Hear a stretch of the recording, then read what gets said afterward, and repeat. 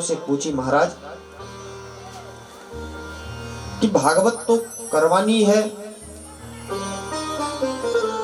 यदि आप लोग भी करवाना चाहते हैं तो सभी यही प्रश्न पूछते हैं कि खर्चा भागवत में कितना लगेगा।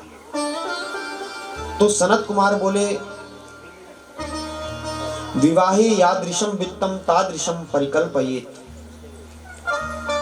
जिस प्रकार से एक पिता अपनी पुत्री का विवाह अपनी सामर्थ्य के अनुसार करवाता है, कोई 5 लाख भी विवाह में खर्च कर देते हैं, कोई 10 लाख खर्च करता है, कोई करोड़ों खर्च कर देते हैं। तो जिस पिता की जैसी सामर्थ्य हो वो पिता उसी प्रकार से अपनी पुत्री का विवाह सामर्थ्यानुसार करवाते हैं। उसी प्रकार से श्रीमद् भागवत का आयोजन भी सामर्थ्यानुसार करवाना चाहिए। देशे देशे तथा सेयम वार्ता प्रेष्या प्रयत्नतः। सभी को निमंत्रण देना चाहिए कि हमारे घर में भागवत का आयोजन है, आप सभी लोग आइए और भगवान का कीर्तन कीजिए।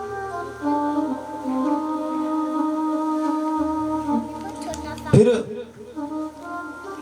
प्रश्न उठा, महाराज भागवत तो बड़े धूमधाम से हो रही है, किंतु वक्ता किसे बनाया जाए?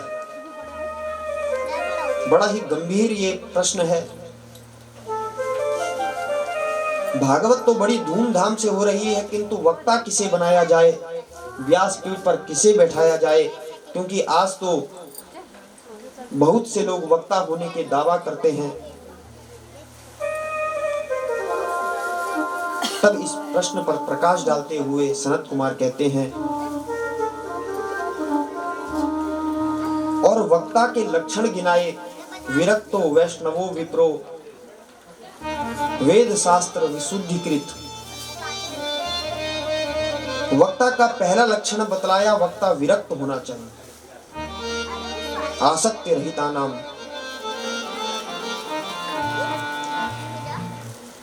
किंतु विरक्त शब्द का आचार्यों ने ऐसे भी अर्थ किया है कि विशेषण श्री कृष्णेन रक्तः अनुरक्तः यस्य सः विरक्तः। जो भगवान श्री कृष्ण की भक्ति में लगा हुआ हो वही विरक्त है। जरूरी नहीं कि घर बार छोड़ करके मठों में रहता हो वही विरक्त हो, बल्कि विशेषण श्री कृष्णेन रक्तः अनुरक्तः यस्य सः विरक्तः। आचार्यों ने ऐसा भी विरक्त शब्द का अर्थ किया है।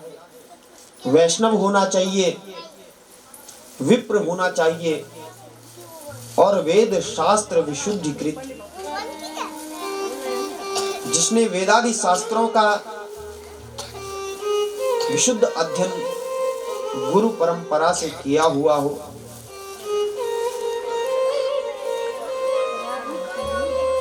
आजकल तो भागवत की होड़ हो गई, जिसके मन में आया वो कथा कर देता है। आजकल कहीं पढ़ने की जरूरत नहीं, किसी गुरु के पास जाने की जरूरत नहीं, ऐसी स्थिति आजकल है।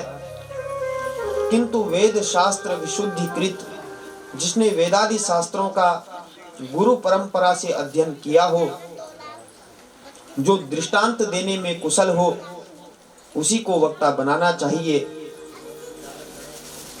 और वर्णम पंच विप्राणाम कथा भंग निवृत्तये, न्यूनतम 5 ब्राह्मणों का वर्ण करना चाहिए। जो ब्राह्मण नित्य कोई गोपाल सहस्त्र नाम, कोई गजेंद्र मोक्ष, कोई विष्णु सहस्त्र नाम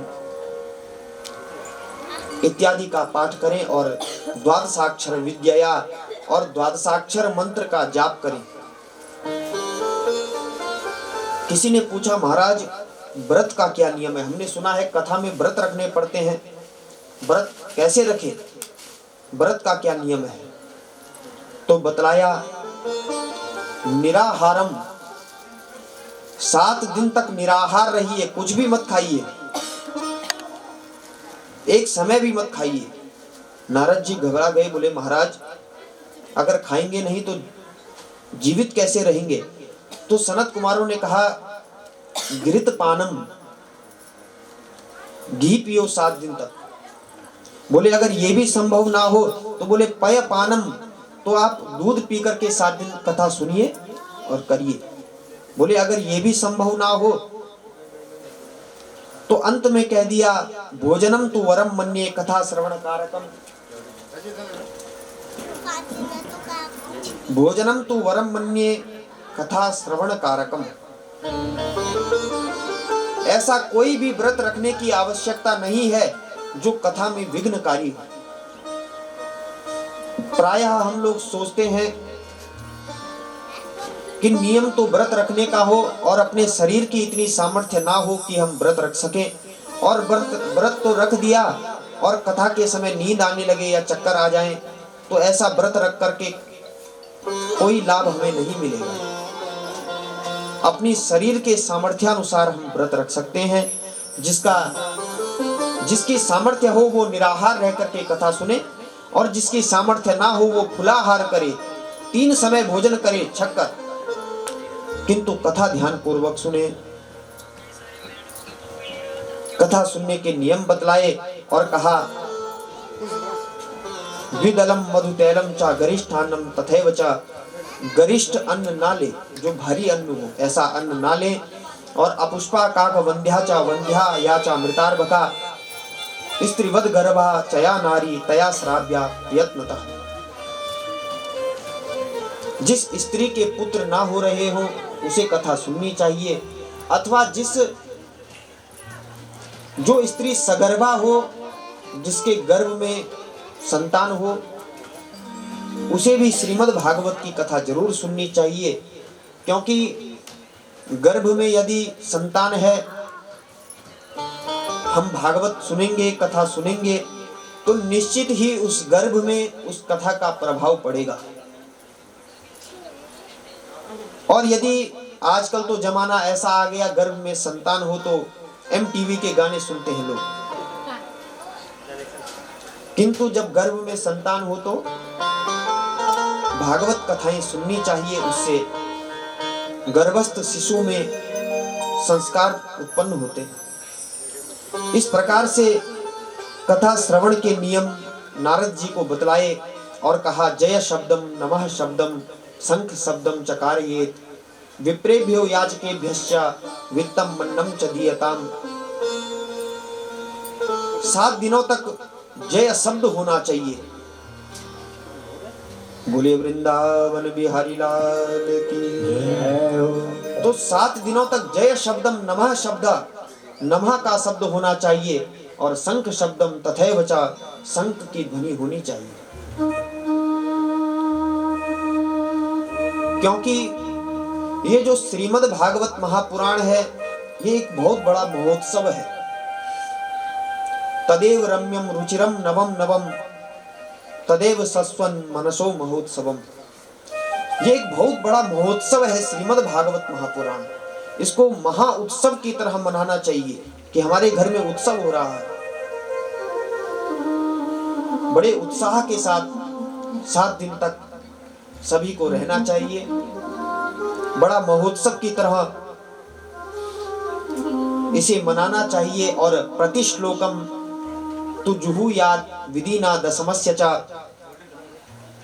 और श्रीमद् भागवत के अंत में कहा कि प्रतिश्लोकम तु जुहुयात,